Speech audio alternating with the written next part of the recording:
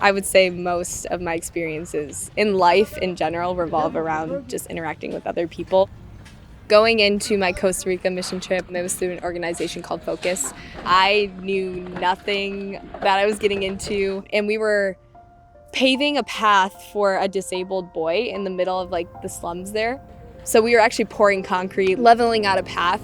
The people that we were doing it for, even though they lived in cinder block houses with sheet metal roofs, like curtain dividers, they were so kind to us. Even though they didn't have enough, they were still like offering everything that they had.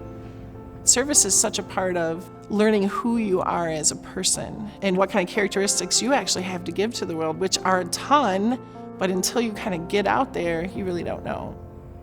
I volunteered a lot before. My family would always set up stuff at our church or would be super involved with helping there. So that's kind of like where I got started. But when I really decided like I love doing this, our whole high school goes out to just serve people around in the community. There was this one lady who couldn't really get outside and like do her lawn stuff. And I remember having conversations with her and she was just so appreciative. She was like, you don't know how much this means to me. And at the moment I was like, this is just like something I did for school. Like how valuable is my time that I can go and give back to other people and it can totally change their world. We've been given this time. I feel like it's so valuable to give it back. Happiness in our lives, happiness in other people's lives, and just like, I think it's such a beautiful thing. I come from a family of 7 kids, so naturally there's a lot of giving and taking and being super selfless. My parents are probably the most selfless people that I've ever met. From the day that they decided to start a family to now, every single decision that they've made were for us. And that surfaced in so many different ways, whether it be teaching us how to just be like great people and like give back. They're amazing. I'm so thankful for them. It's a strange thing with service because once you start doing it, like you're voluntold to do it, right? You have to do it maybe. But after you start doing it, you realize you're not doing it to check the box anymore. We tend to reach out and help people because we can. And so if it's in your wheelhouse and you can do it, then you're not obligated to do it, but what a great opportunity to help someone else. Is that something that is a motto on a plaque somewhere? No, but if someone needs help, then we're gonna go do it. We definitely were little munchkin athletes, like all 7 of us. We would have like baseball games in the front yard. I have distinct memories of lining up left-handed and my dad was like, no, get on the right side. We don't bat left-handed here, whatever. So still kind of salty about that one. I would have been a great lefty, but I was always out in the driveway trying to keep up with all the boys.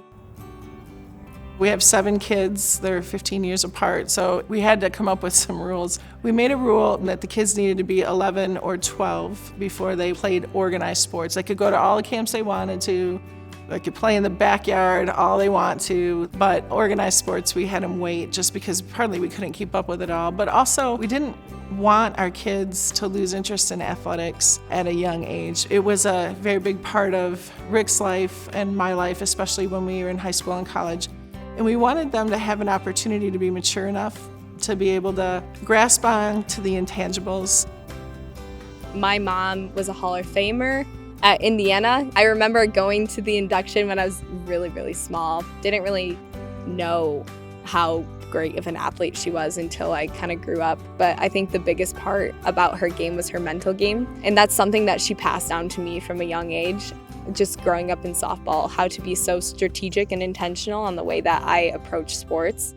And I think also the way that I approach life, the way that I approach people, the respect that I give to people. As a parent, that's amazing to see their hard work pay off because you preach that. And you preach, get beyond yourself. And even in the hard moments, you preach all that, and you hope it turns out that way. She's an amazing lady. If I could be half the woman that she is today, like I would consider myself accomplished in life. But she's incredible. Growing up, I think I always wanted to come here. And even though I had lived in the area for so long, campus is kind of its own little bubble compared to the rest of Lansing. And I hadn't really been on campus much. So when I met the coaches, when I met some of the team, when I went into the Smith Center, I remember talking to my dad and he just saw the look on my face and he was like, Becca, you love it here. And I was like, yeah, you're right. Like, you couldn't take the smile off my face for so long. When she talked with Kathy, I looked at her when we walked out of the room and I said, well, do you want to turn around and tell her, yes, you'd like to come? And she said, well, let's just walk out to the parking lot and just make it look like this isn't everything that I want.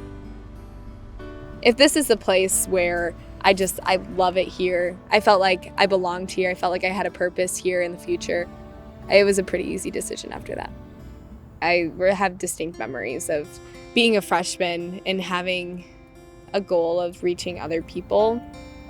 She was one of the first people that showed up at our dorms to help us move in, and I think that really just speaks to her character, and she will go out of her way. I think it was in between a practice and a lift, like she didn't have to come, and she came and said hi to the family, and she was giving hugs to my parents that she just met, and just so warm and welcoming, and it just made the move-in process so much better, and I'd consider her my best friend. We've been best friends ever since. Relationships are a give and take. Like any relationship that you're in, it's a give and take. And kind of having that attitude of like, I'm choosing to do this. It's not like it's a given thing, and it takes intentionality. And I think service is a big part of that, because it is the team dinners on a Tuesday night. My teammate is really struggling right now. I might have something going on, but how can I help her there? Now being a senior and like seeing all the things that I've done, I would say it's nothing that I like planned originally, but I had the intent to like give back, the intent to serve other people and reach people.